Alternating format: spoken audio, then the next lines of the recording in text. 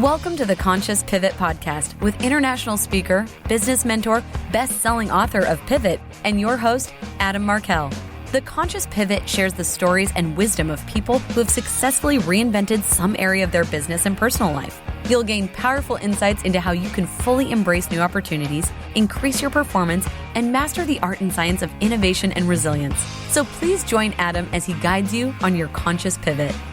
Hey, everybody. Welcome back to another episode of the Conscious Pivot podcast. I'm your host, Adam Markel, and I'm feeling very, very blessed in this moment. It's the middle of the afternoon, and I feel really happy, glad, thankful that my energy is really been very steady today. I don't know if any of you can relate to this, but typically I'll go through the usual cycles of having kind of good energy, high energy, and then other places where my energy troughs a bit, and I'll think, well, maybe I need a cup of coffee, or maybe I need something to eat or what have you. But I would say I got a good night's sleep last night, and it's been just consistently the case today that even though I've had a lot on my plate, and it's sort of not quite the end of the day, but near end of the day, to be wanting to be at my very best, both from what comes through me and in the microphone and all that kind of thing, but also as an interviewer of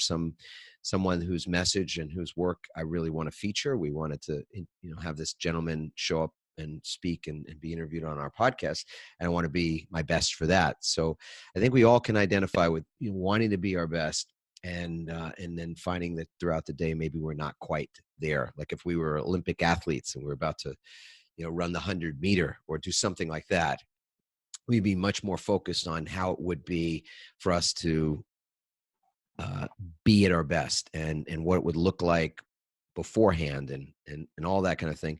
And yet with our daily activities, I know in my own, I'm not always focused on running that Olympic race, let's say, in everything that I do. So I'm just remarking to myself as we begin that I'm really happy that I am where I am today, and that I attribute that to a better night's sleep and taking really good care of myself today as well. Green drink and other good things. So with that said, I've got a gentleman that was introduced to me and to our company through a mutual friend, somebody that I really love and respect. So Dr. Brandon Beaber. He is no relation to Justin Beaber, although we could talk about that. But Dr. Beaber is a board-certified neurologist with a subspecialty training in multiple sclerosis. And actually, it's through that MS work that we met through a mutual friend, and other immunological diseases. I'm going to test myself here right now, of the nervous system. He's a partner in the Southern California Permanente Medical Group, and practices in Downey, California, which is the Los Angeles area. He's multiple publications on MS epidemiology and has participated in clinical trials for MS therapeutics. He is a very interesting person, has an interesting history with his own pivot stories, which we're going to explore, and a little bit of a different kind of a guest for us. So I'm really thrilled about the fact that we can dive into some things. And I'm really appreciative of your time today, Dr. Beaber. Thanks for being with us. Thank you for having me on, Adam. It's a pleasure to be here. Yeah. So I always want to start with something that's not written in the classic, introduction or bio. So what's not there that you would love for people to know about you coming into this interview? I have very diverse interests.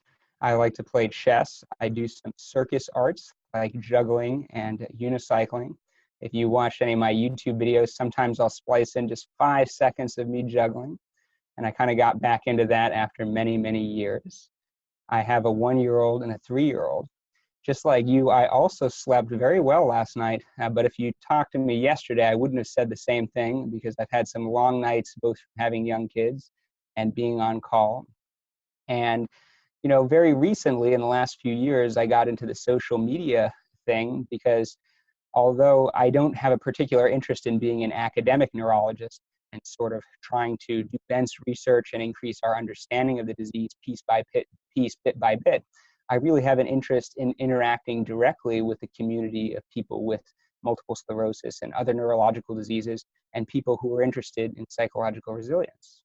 Yes. Well, resilience is definitely a topic I know we're going to track to today. Um, and you know what? We started with sleep. I didn't, it's one of these things that just pops up and you go, well, great. I trust that everything that's always popping up is there for a good reason. And it's just a question of, can we see the connection point? So yeah, Monday night I was out in LA, I was mentioning before we started the show, and out with my brother and out with our daughter Lindsay and her fiance, and stayed out a little late. Got sort of an abbreviated night's sleep, just a few hours. Got up early. I mean, like before, I was on the road in LA traffic by 7 a.m. And I mean traffic, like full on, bumper to bumper, thousands and thousands of cars on the road at 7 a.m., which was reminded me of my days when I was a lawyer and I used to commute into Manhattan and would deal with that every day, sort of 4 hours, 2 hours each way of traffic, and just how that wore me down, really just wore me down in so many ways. But so I didn't sleep well that night. And yesterday I wasn't at my best. I really wasn't. I mean, you do what you have to do. We're all kind of tenacious, and I'm extremely resilient. I believe you build resilience, you create resilience before you need it. So I had a reserve tank that I could call upon yesterday, but I definitely depleted it. And last night, man, I made sure I got a good night's sleep. So my question to you is, how important is sleep in this, whether it's in the folks that you're working with that have some neurological challenges, but, just generally speaking, how important is sleep to creating resilience? It's extremely important. And I think that a lot of resilience is taking care of your physical body and being physically strong and well rested and having good nutrition. And people have done a lot of studies on sort of regenerative capability of the nervous system. And we historically believed that the nervous system was very static. And if you have damage, maybe you get a little bit of improvement as the swelling goes down, but after that, it's very static. But in reality, we have some regenerative capability. And relatively recently, in the last 20 years, we've discovered the capability of neurogenesis, the formation of new neurons. And one of the things that promotes neurogenesis is sleep. And there are all kinds of things that are going on when you sleep. You're consolidating memories in your hippocampus. During certain forms of sleep, like rapid eye movement sleep, you're experiencing a total relaxation of all of the muscles in your body, which never occurs even at, quote, rest. And that is thought to be very important in terms of both recovery of physical muscles and metabolizing certain hormones involved in stress and just recuperating yourself in general. So, I mean, how sleep is something I think, that it has kind of a, depending on who you ask, you get different viewpoints. I know there are people that are out there in social media who are pretty much, they're influencers, and they say, hey, they only need 3-4 hours of sleep. And we hear that kind of thing. If you're side hustling or you're creating a business or doing something, that you want to be today, if you're an entrepreneur, you sort of have to do without sleep. Even Elon Musk talks about his people. He works 110, 120 hours a week, and that's become sort of a standard, almost a aspirational milestone for many millennials, many entrepreneurs, that they have to work even farther and more in excess of what we used to call workaholism, previous to this. So how important do you think sleep really is? And can we do it? What happens if we do without it? What if we're getting 5 or 6 hours instead of 7 or 8? And, what is that optimal sleep, and how important is it, do you think? Well, I think that everyone's a little bit different. There are definitely people who seem to do well on a relatively small amount of sleep, like 5 or 6 hours. Most people need closer to 7 or 8 hours, and there are a small number of unlucky people who really can't function well unless they're sleeping a lot, 9 or 10 hours, and sometimes for unknown reason. We call it primary hypersomnia. But when people do very detailed neuropsychological testing of people, cognitive function does decline a little bit when people are sleep deprived. And everything that we test seems to decline slightly when you're sleep deprived. Your driving ability decreases, your ability to solve math problems, to make good decisions. Obviously I know a lot about sleep deprivation.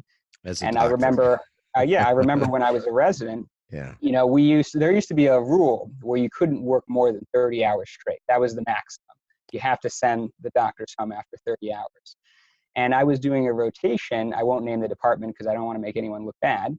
And they just abused us. I mean, we were routinely staying over 30 hours.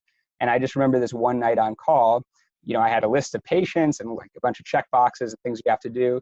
And I just completely forgot to see this one patient. You just didn't even see them at all, forgot that they existed. Right. And luckily, nothing happened to them. They were stable. But I mean, mistakes get made when people are sleep deprived. That's just the reality. Yeah, exactly.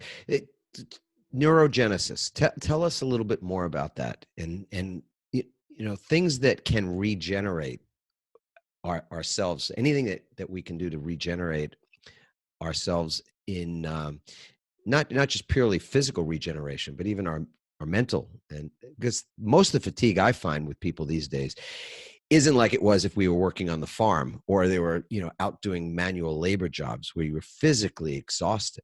It feels like it's more mental fatigue, even tech fatigue that people are experiencing. And that might not be your area specifically of your expertise, but what are your thoughts there? And where does the neurogenesis concept come in if it does? Well, specifically, that is a very common complaint in people with multiple sclerosis, that they have cognitive fatigue. And a lot of people with MS, if you talk to them, you wouldn't really recognize them to have any kind of cognitive dysfunction whatsoever, because their memory may be pretty good, their intelligence may be completely preserved.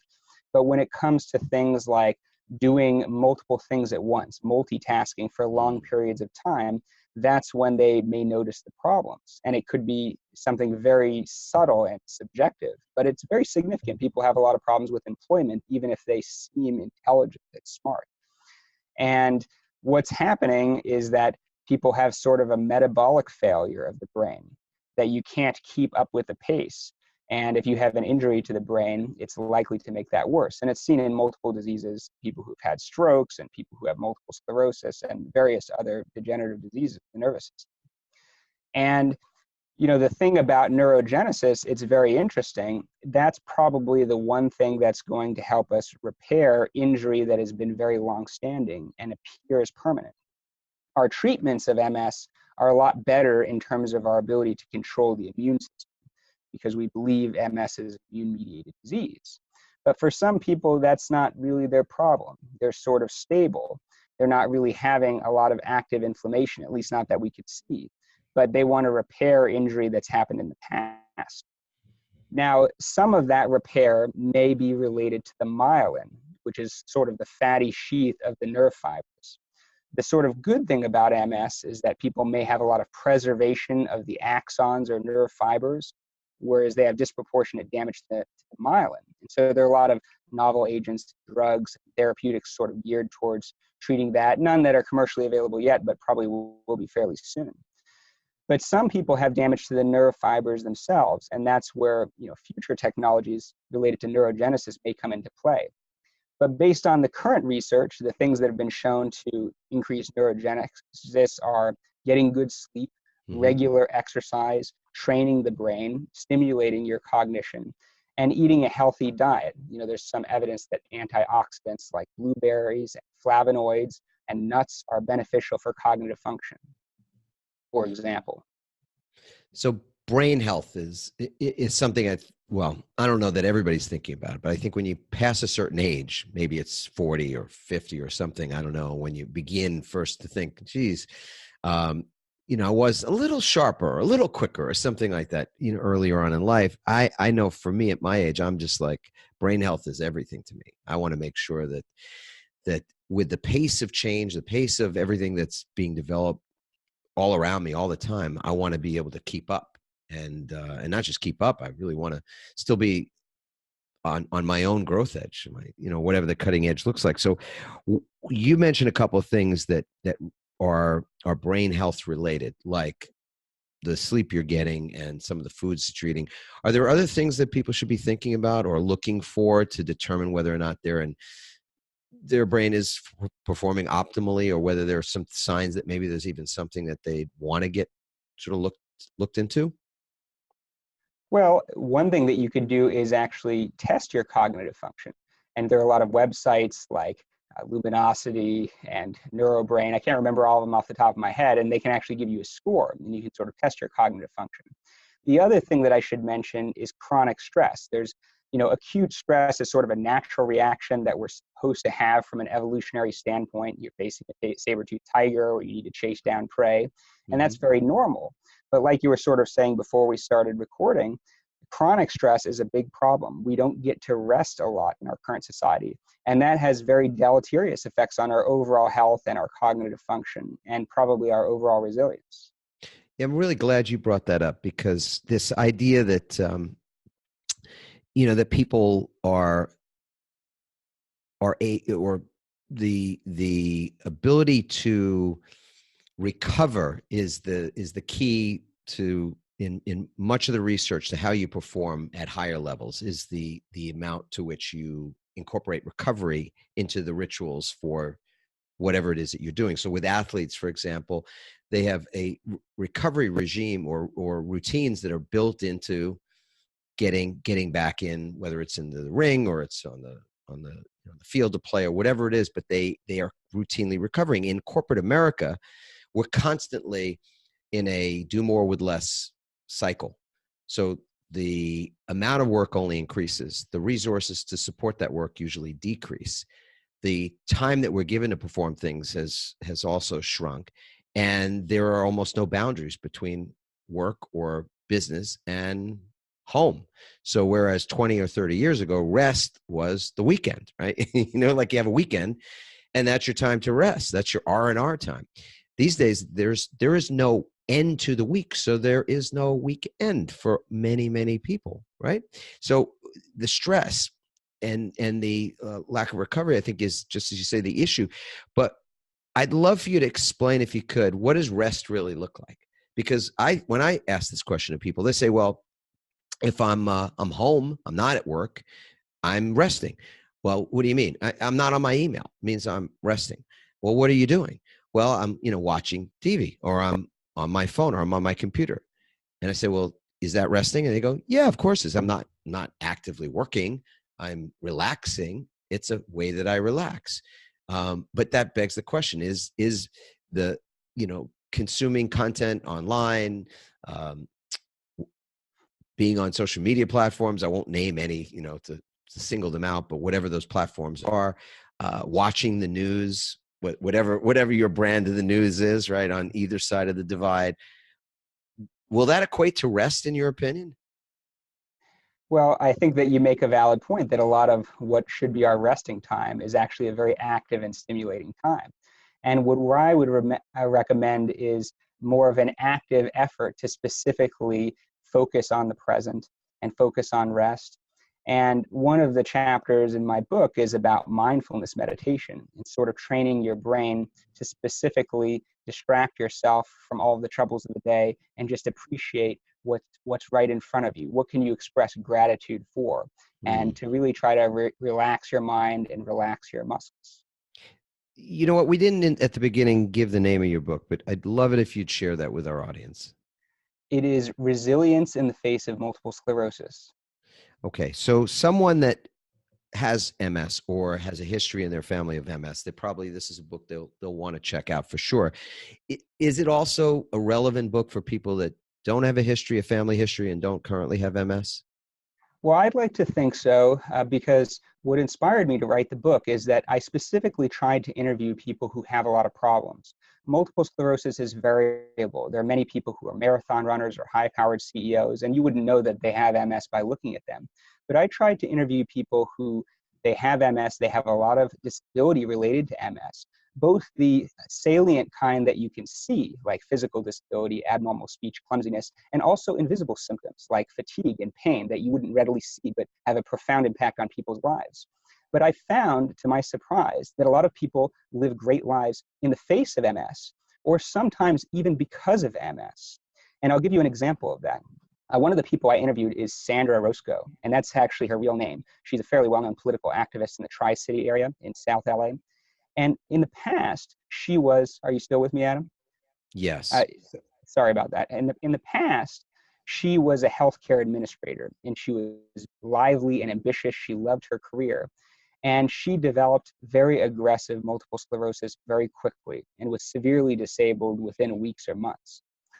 And if you saw her now, it would blow your mind, because now, even though she has a lot more disability, she's been using a wheelchair for many years, she's so happy and enthusiastic and productive.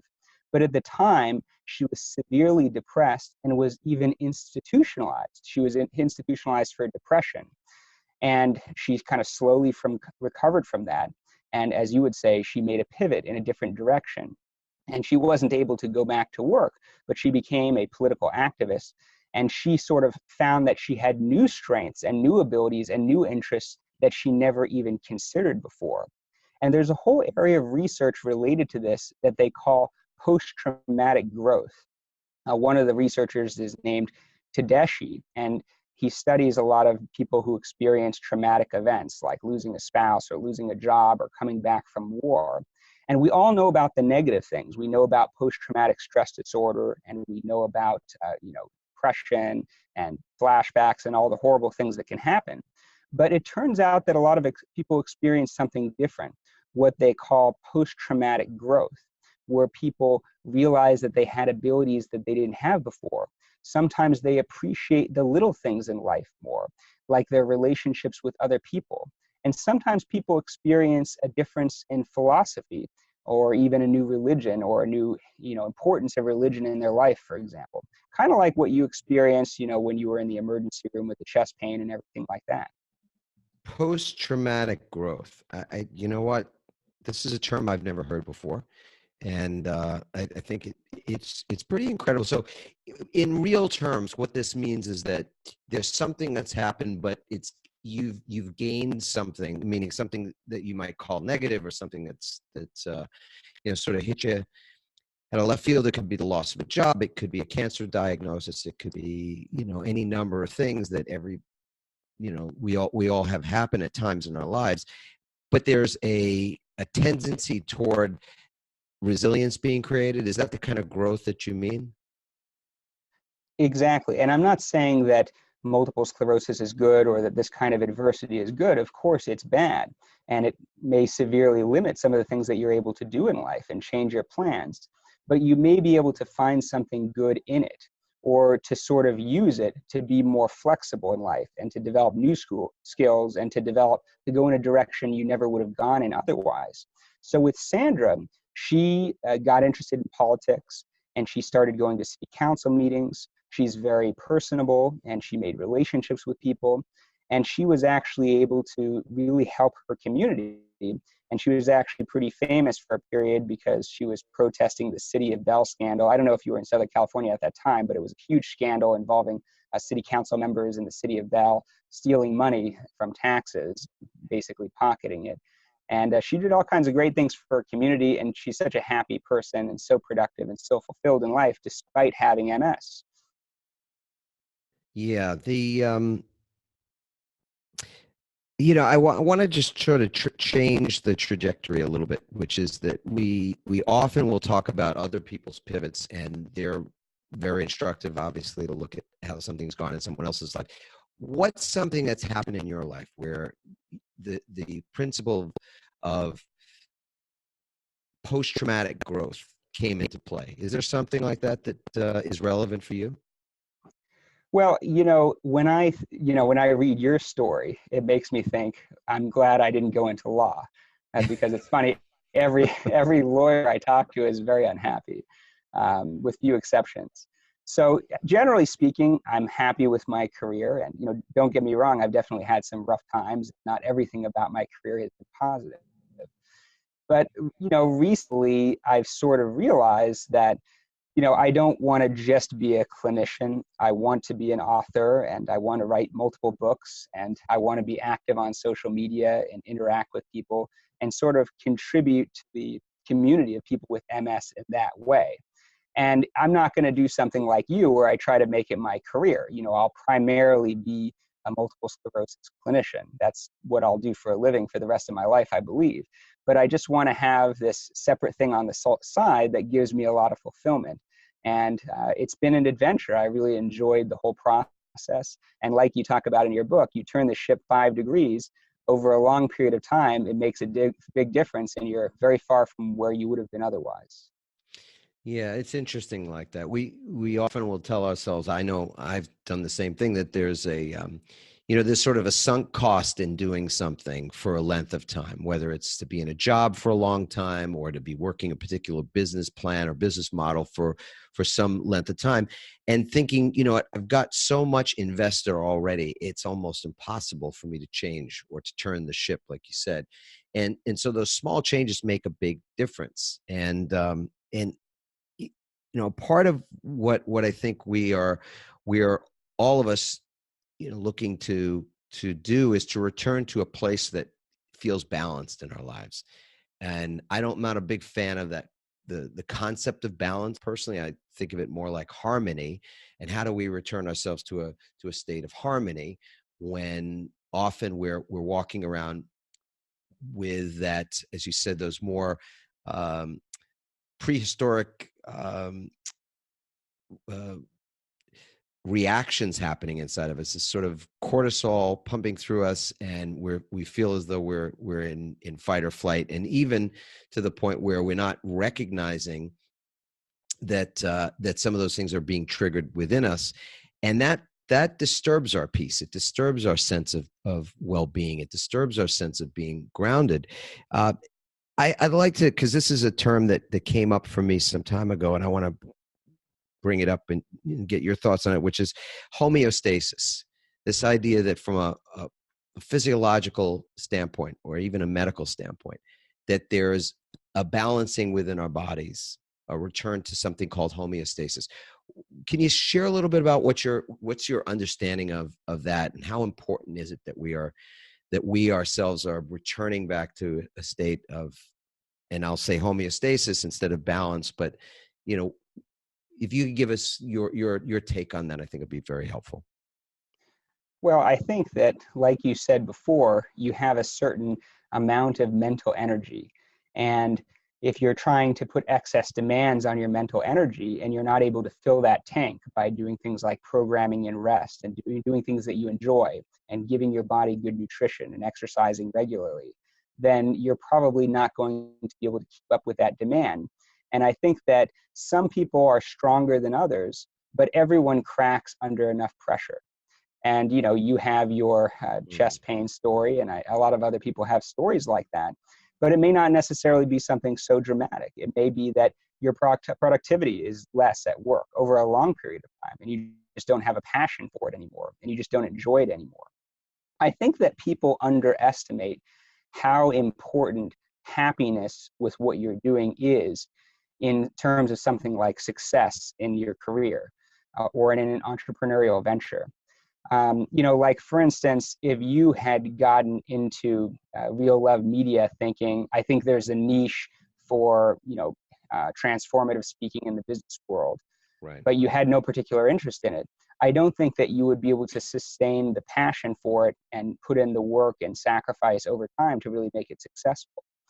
And I think a lot of success in business and in entrepreneurial, adventures is doing something that you love and that you care about and that you're passionate about. In my book, I talk a little bit about different schools of psychology and how they contribute to overcoming resilience. And one psychologist that really inspired me is this guy, Dr. Martin Seligman. Yes. And you know who he is, of course, right? Mm-hmm. To those who don't know, he sort of criticized the world of psychology because it was too focused on the negative. It was focused on treating depression and anxiety and schizophrenia. But what about improving the lives of ordinary people? And so he called this positive psychology as opposed to, negative psychology, treating something bad. And according to his research, there are different things that really contribute to happiness. So one of those things is simple hedonistic pleasure. Maybe this would be, watching TV or eating delicious food, something that sort of instantly causes gratification that we can all understand. But he argued that this actually contributes to a small amount of happiness, and that other forms of happiness are more important. So one of those things he calls engagement, which is basically being immersed in an activity. So it could be that you're playing chess or a video game or reading a book that you really enjoy, or, spending time with someone that you care about. And time seems to pass very quickly. And as soon as you know it, several hours have passed and you weren't even thinking about it. And this isn't necessarily through your profession. It could be many things: volunteer work, some kind of intellectual or artistic pursuit. And then the last thing that he talks about is meaning, doing something that you know is valuable, where you believe in the cause. And that's going to make you more passionate and more productive in the long run, even if a little bit of pleasure is sacrificed in the short run. Yes. So when we think about how it is that we create greater resilience, and I think Seligman is a great example of that, because if I'm recalling, he talked about that there's a way that we talk to ourselves, that we've all got sort of our own way of creating story or creating meaning for ourselves. And the difference between somebody that looks at the world and sees the glass as half full versus the person that might see it otherwise, has to do with the way that we look at what's happening in our lives, and whether we see those things as being, permanent, pervasive, or forget what the third P was. It might have been personal.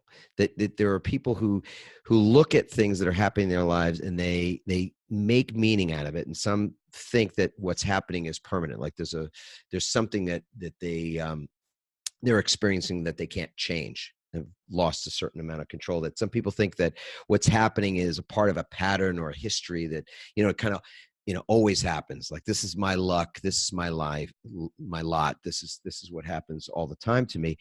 And people that also, and I believe it was personal, where they assume that there's something that they've done personally that's invited this thing into their life. And in each of those cases, we have this choice that we can make in terms of how we frame that story and what we take away from it. What you said earlier, I think, is very important, is that we have this opportunity when we're making meaning of things to tell ourselves that there is meaning in it. It's like man's search for meaning. The idea that Viktor Frankl's book, that there's meaning in everything. In fact, he created meaning therapy out of his experiences as unfortunately surviving or being in a concentration camp, and fortunately surviving that. But part of how he survived where other people didn't was that he was thinking while he was there that someday there would be something good that could come out of it somehow, inconceivable as it was. And without even clarity about what that might look like, he just felt there would be some meaning, and that ultimately, if he could share that meaning, that maybe things would be better for someone else. So that idea of how we look at the story, that we're not necessarily seeing things as being permanently wrong or pervasively wrong, or personal, like as though we deserve it or we are being judged or something like that, but rather seeing that anything that's happening is on some level happening to our benefit, and potentially to the benefit of many, many other people. It seems to be a concept that's more on the mindset side. But yeah, I'd love to get your thoughts on how much of the work that you do with people who have been diagnosed with MS, for example, how much of it is mindset? How much of it has to do with the thinking versus what's actually kind of going on inside of their physical bodies? Well, when people come to see me, they're mostly interested in the medical side of multiple sclerosis. What sort of diet should I consume? What medication should I take? How often do I need an MRI scan? So that's typically what people want to talk to me about when they come to see the visit. But of course, that's only one side of having a multiple sclerosis. Another side is, are you open with a diagnosis with people, or do you keep it a secret and not make it a major part of your identity?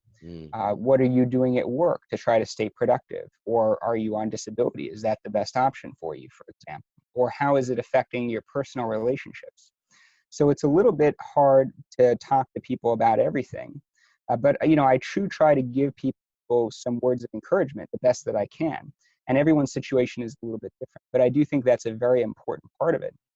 And that was kind of the point that I was trying to make with the book, that the correlation between disability or severity of MS is not necessarily that highly correlated with overall happiness in life.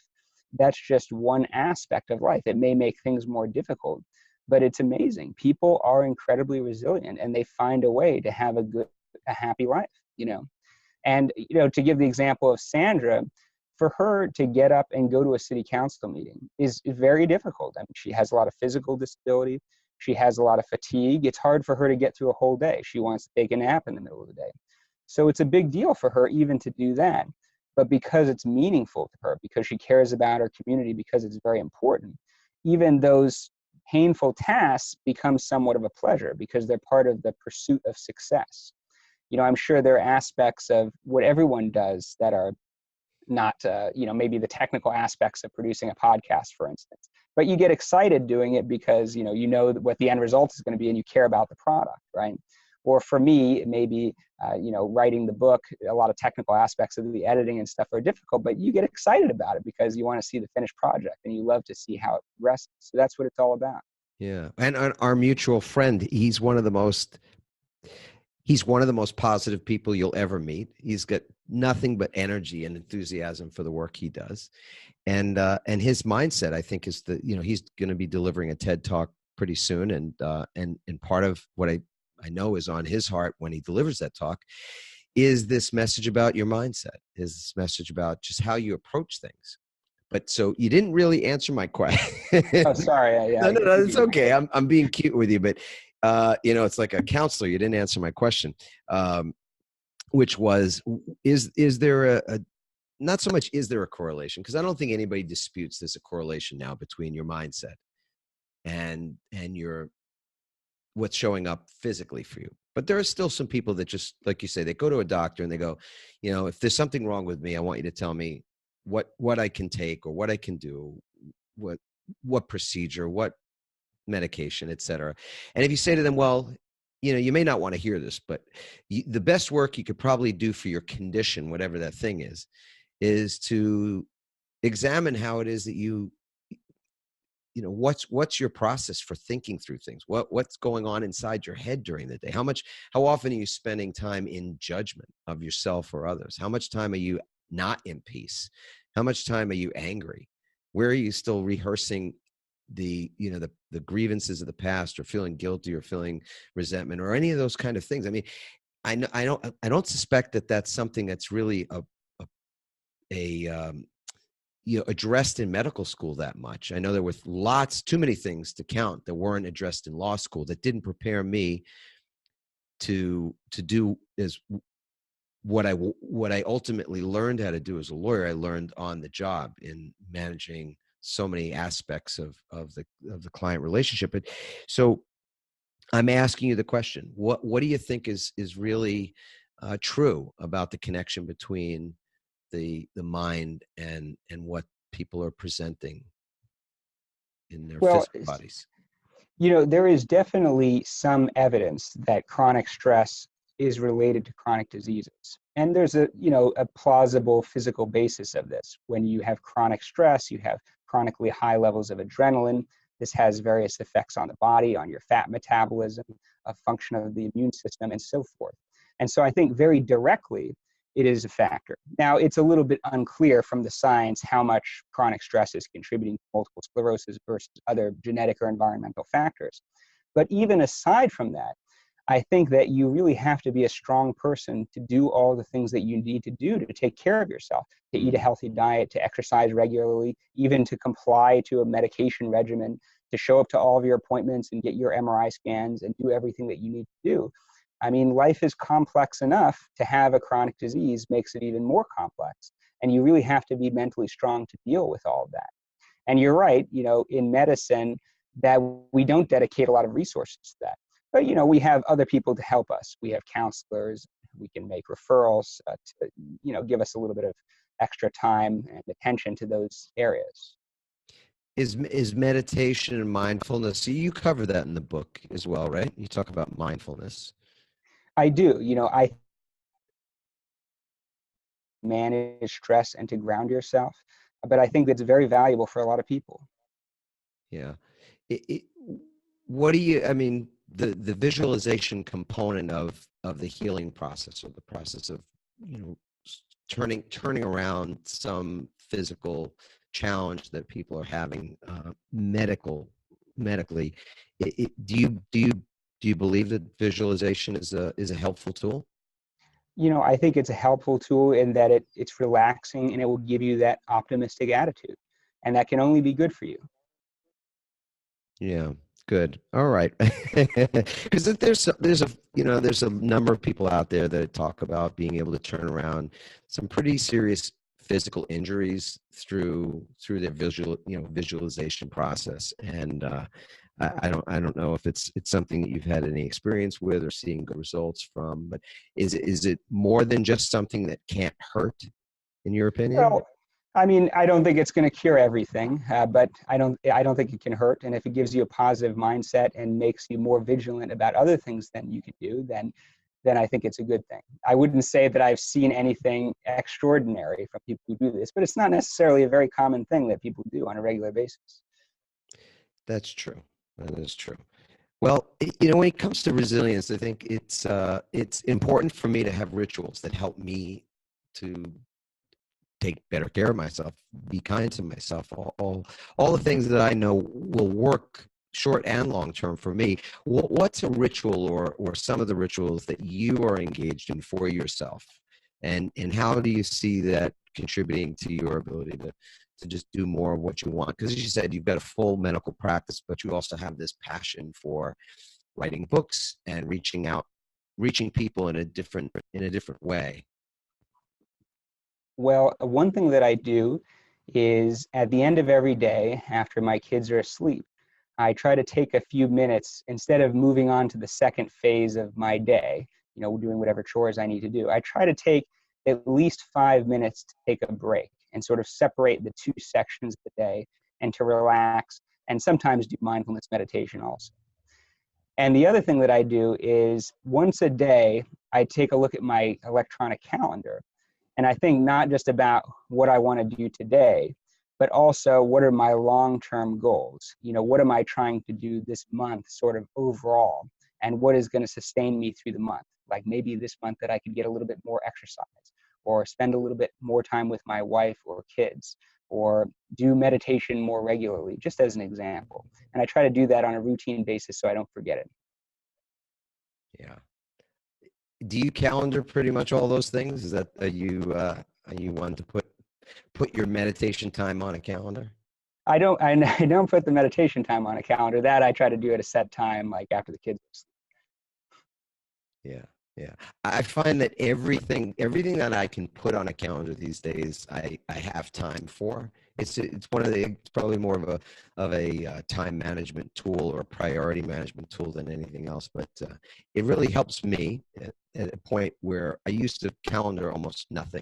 I felt like a calendar I didn't want to live by a calendar. It was restrictive, would restrict my freedom somehow, or my creativity. But these days, it really is helpful. I find that the things that we want to ritualize so that we can eventually habitualize those things that are good for us, when they're on the calendar, I do them. When they're not on the calendar, I might do them, but I also might forget about them because, you said, there's just so many other competing things going on in our world. So I think the time for waking is a really important time in our lives. Every day, if we're lucky, because it's a new beginning. We're planting a seed that, with those first early, things that we do first thing in the morning. What's a ritual that you do upon waking, or do you have one that you do consistently? Unfortunately, I have to say that my mornings are quite a commotion on the weekdays. I generally eat and shave in the car on the way to work, sadly. Oh But my on the God. but on the weekends, I take a little bit of time. If I'm not working, I take a little time. I make some breakfast. I make some coffee. I spend a little time with my kids after my wife is sleeping in. So I do get some quality time there. Yeah. Well, you're a young guy, and people who may be watching this on YouTube will see that you've done a lot in your life, and you still have that very youthful, very youthful appearance. So I know I took myself for granted for a long time. I'm not making this assessment of you, but I just say early morning, eating in the car, shaving. I never shaved in the car, but eating in the car, I've done it many times in the morning. We absolutely can sort of kind of put ourselves, I don't want to say last, but we'll put other things, make other things a priority. So for somebody like you, if you're going to give the advice to you or some version of you that says, hey, listen, 5 days out of the week that you're heading to the office, and you're eating in the car, you're shaving in the car, you're just sort of taking on so many things. What small change could you make to your own schedule? If you were not you, but you were giving that advice to someone else, what would you say to them that they could do to create a new ritual so that maybe they had a little more time for themselves, or a little more peace and quiet, or just a better diet even to begin the day? Well, sometimes you have to program in creative solutions. To give an example of myself, one thing that I wanted to do for a long time was to actually get a treadmill desk at work. And, I had used a standing desk for years, and there are all kinds of benefits to standing up. But getting that low-level exercise throughout the day, I think, is very beneficial. And that's sort of a creative solution without taking in any extra time, just to get a little bit more exercise. Some other things that I do is I try to get to work a little bit earlier than is necessary, and just take a little bit of time to sort of slow down and plan out my day, and not be in such a rush at the very start of my day. Good. So for you, part of the creative solution there, the creative opportunity, is to be in the office a little early, so then you can sort of maybe ground and slow down before you have to speed up. Is that right? Yes, generally I'm not in a rush to sort of see my first patient, because I'm there long before and I have plenty of time to review my calendar, review the charts, and sort of feel like I'm ready to face the day once the first patient is there. Yeah, good. I know that if I were giving advice to someone like you, I'd probably say, is there a way to go to sleep a half hour earlier? I mean, I know this is always a challenge for most of us, especially when the kids go to bed, you read them a story, and now it's after bedtime, and it's first time of the day where it might be like you time, or you and your wife, to actually look at each other, have an adult conversation, and now you're first going to unwind, only to find that it's like 45 minutes later, we ought to be in bed, like getting ready to go to sleep. But, if it's possible to go to bed a half hour earlier so you can wake up a half hour earlier, so that potentially that breakfast can be had at your table before you get in the car, or, those things can happen earlier. I'm always curious about the little changes. And even as you were making reference to my story from the book or from the TED Talk, that's really our concept of what pivoting looks like. That pivoting is about making small changes, because we're convinced that we have to do something drastic, like quit our job or move someplace, or any of the other sort of big investment type changes. It just brings up a lot of fear. Anytime you kind of feel like you're pushing all your chips into the table, you talk about that old the triggering of our medulla to feel like our lives are at risk. That'll stop us so often. So it's the antidote to that, if you will, I find, is just to chunk it down into some tiny, what's the tiniest little step? What's the tiniest little domino that might start things on a different trajectory? So waking is a big deal. What you do when you wake, and my ritual has been the same now for more than 10 years. And it sometimes, I feel like it can seem trite, even because it's so simple, it's so basic. And yet I've just found that it not only has paid great dividends for me personally, but just a lot of people who still write to us and still, on Facebook or in other communities, let us know that it works, is the sort of the first words you say. upon waking? What's the first words that come out of your mouth? And, for some of us, it's like, I'm late, or they pick up their phone right away. And the first message that they see is the thing that triggers their, mind going in a certain direction. So I keep my phone far away. I don't even bring it upstairs anymore. I keep it downstairs plugged in. I turned it to grayscale just recently. It was another little small change I made. I got rid of the color. And I can always bring it back, and it takes some getting used to, but it's made my phone much less attractive, a lot less attractive in grayscale mode. And I don't turn that phone on usually until after I've eaten something. I've had something to drink, and that's, a concoction or whatever, or a green drink. And then I will look at my phone after I've put something in my body. So and the words that come out of my mouth, I feel like they're the first seeds of the day. So, and those words are, I love my life. They're four simple, but yet really powerful words. So I get to ask you this, Brandon, do you love your life? I do. I love my life. There's some difficult parts, but I really love my life. You reminded me of something. When I was a medical student, I was doing my surgery rotation, and it was a brutal rotation. I mean, we were up at 4:30 a.m. and worked long hours and frequent call. And one of the guys who was rotating with us, whenever we were going to go for lunch, he would say, "Hey guys, let's go eat some delicious food. Let's go eat some delicious food." And I just remember food just tasted better after he said that somehow. So just having that attitude, I do think makes a big difference. And I'll definitely work on getting to sleep earlier. That's definitely good advice. Oh, that's so great. Well, you let me know how it's working for you? I will, for sure. Awesome. So I have enjoyed this conversation a lot, and you can find more about what Dr. Beaber is doing, and Brandon, as I called him today, is just such a good guy. And I want to put out his website. It'll be in our show notes, of course, but caloriedense.com. Is that correct? Yeah, I don't actively, manage that website. That's a sort of website on nutrition.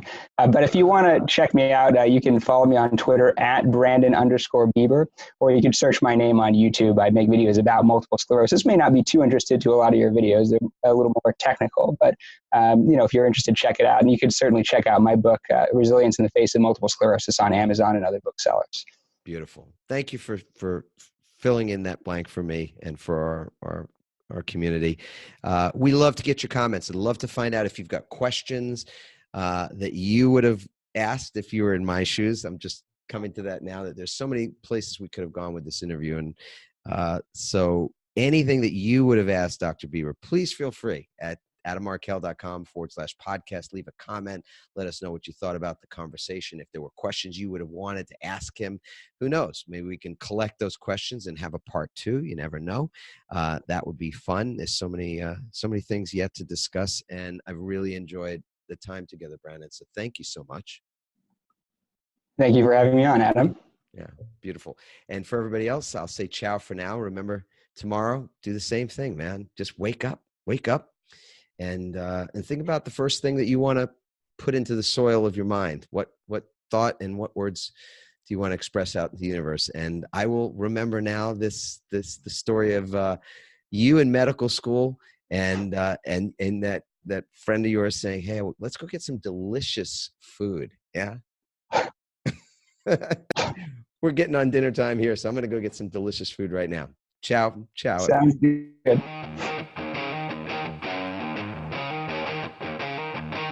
Thanks for listening, everyone. We hope you now have the tools and greater insights to navigate your own pivot. Help us inspire others by sharing this episode and leaving your comments over at adammarkel.com/podcasts. For more tips, strategies, and support as you consciously pivot into a new business and lifestyle you love, join our Pivot community on Facebook at pivotfb.com.